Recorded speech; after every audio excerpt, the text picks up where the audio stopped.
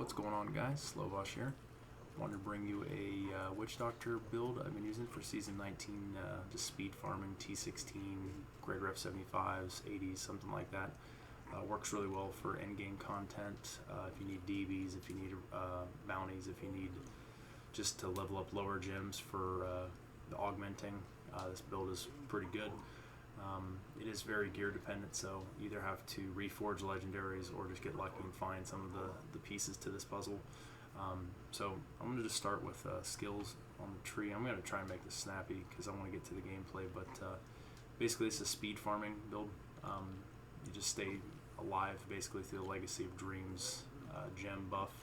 So I have a lot of ancient gear on, I'll get to that in a second, but we're doing Spirit Walk Severance. This is to make you run faster. I'm doing Soul Harvest, Soul to Waste for, I'll get 5 stacks up and then that'll give me some additional movement speed.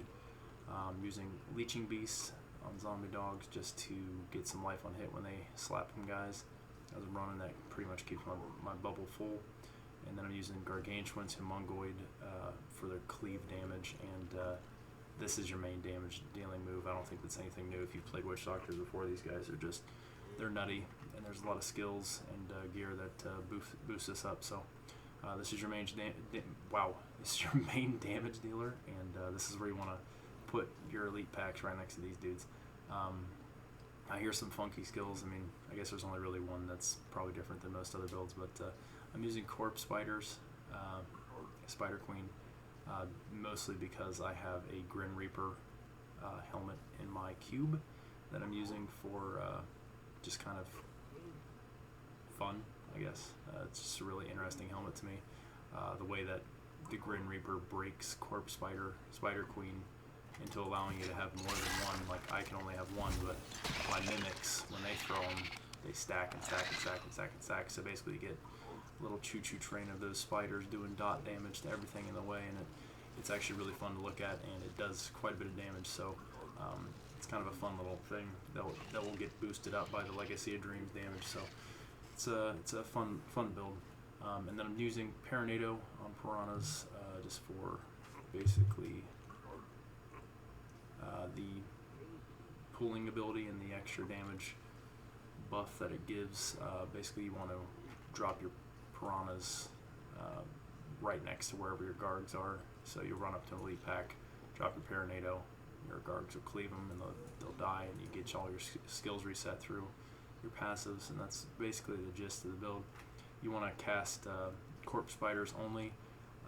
Very sparingly do I actually cast Paranados unless I need the crowd control or the pool of the guys. I'll do it every so often, but I don't spam this because I'm using Aquila Corios for basically the damage reduction. So I want to stay above 95% primary resource, and if I keep spamming something that costs 250 mana, I will not stay above that. So basically you're using Corpse Spiders to get your mimics to pop out, which happens pretty often. So once those guys come out, they'll use these 2 skills constantly on guys as you're running and everything else. So you have lots of Paranados going on, and they stack. That's cool. So you can actually have 3 stacks of Paranados going, and all that damage adds on top of one another. So it's pretty sweet for elite, I guess, really stubborn packs of guys.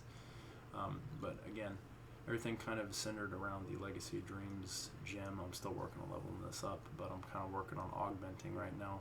So I'm just running 75s. Got a Mask of Jerem for pet damage, Tasker Theos for pet damage, Pauldron King just for the extra life chance, and they came in Ancient, so why not?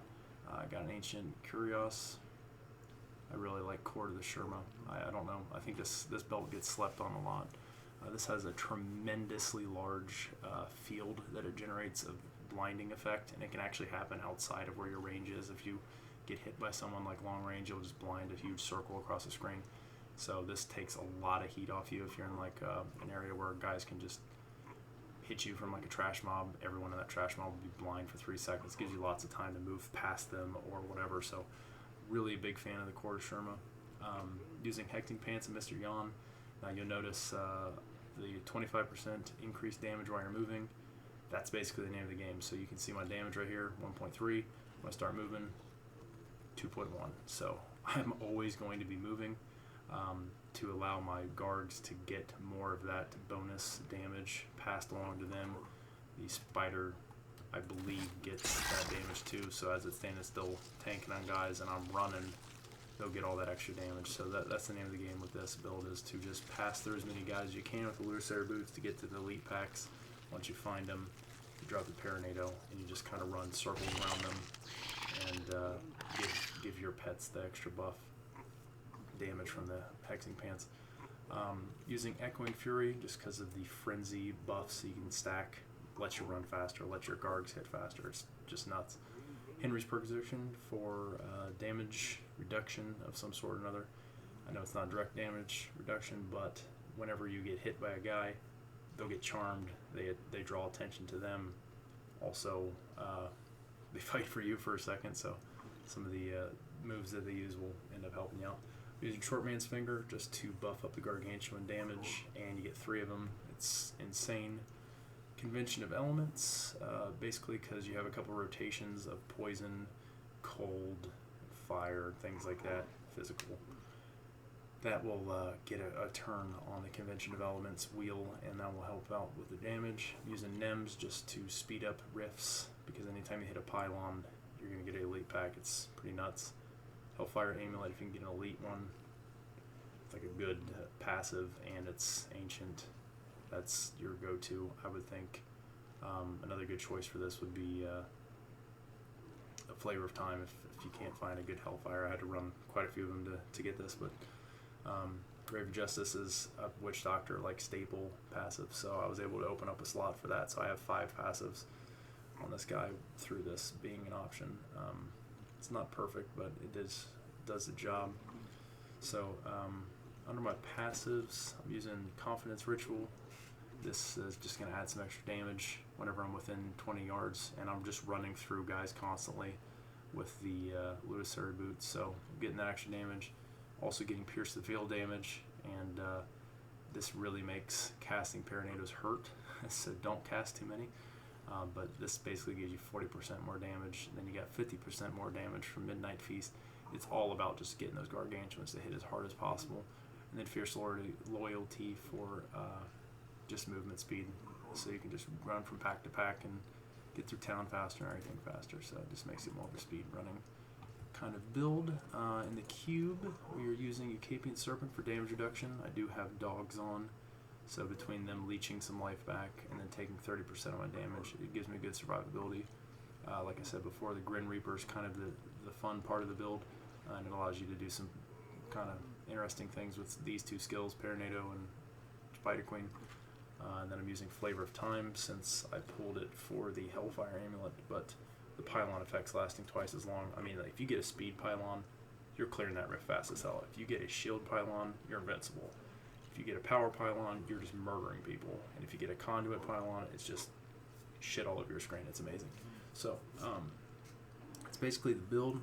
Follower is just can't die, freeze, Essa Johan, Unity if I wanted it, but I don't have that on, and an Oculus Ring just for him to make the power circles, which I'll try to run into if I can. It's not necessary on 75 GRs, but maybe later game it would be really good. So that's pretty much all I'm going to say for the video, guys. I know it was pretty quick. I don't think I missed anything this time around. So what I'm going to do now is I'm going to run probably 2 75 Greater Rifts back to back, just so you can kind of see the gameplay. I'm not going to talk anymore, but I just wanted you guys to kind of hear the explanation of the build. If you like the build, you can always leave a thumbs up on the video. If you don't, it's cool too. Just want to do the whole spiel out there thing. Subscribe if you're not. If you want to see more content, let me know what you want to see. Right now I'm playing Witch Doctor on 19. I don't have any plans of changing, but I will try other builds. I kind of hoard all the Witch Doctor stuff because I like doing off-the-wall builds and things like that. So anyways, guys, I want to turn 2020 over with a new leaf and put up some more content for you. It's been a really long time, and 2019's been a big year of change for me. So just trying to get my toes back in the water, get back into it, just play some kind of game, and just try and upload some things going forward. Yeah, I'm gonna shut the hell up now and let you guys enjoy some gameplay. Peace.